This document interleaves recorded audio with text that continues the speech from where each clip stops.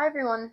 Today I'm making a simple meal with ingredients that represent Italian food culture while talking about how Italian women have been connected to food throughout history.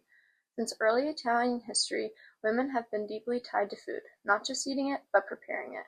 Women passed food traditions from generation to generation, and food became a key part of women's identity, culture, and family roles. But it was also tied to expectations.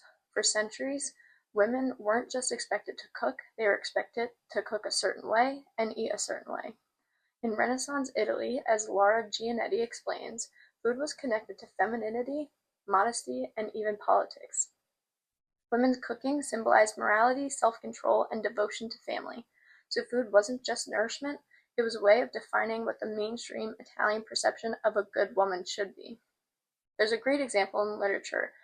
Griselda from Boccaccio's Decameron. She represents extreme patience and obedience, which reflects how women were expected to behave. Those values were echoed in food. Women were encouraged to eat lightly and in moderation, while rich foods were often reserved for men. Historically, women's diets often centered around fruits, vegetables, olive oil, and fish, foods seen as healthy and modest. So the food itself became symbolic of what women were supposed to be. But there's also a more intense chapter in history. During Italy's fascist period, the government actually tried to control women through food. Historian Diana Garvin shows that the regime encouraged women to cook at home, have more children, and basically use food to support national goals. Kitchens in public housings were redesigned to be smaller and more efficient, almost turning cooking into a kind of factory job inside the home. Food wasn't just personal, it was political.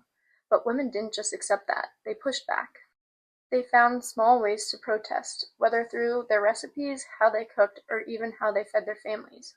Food became a quiet form of resistance and a way to hold on to their own traditions. This type of relationship with food is still present today, and you can see it in new trends like girl dinner.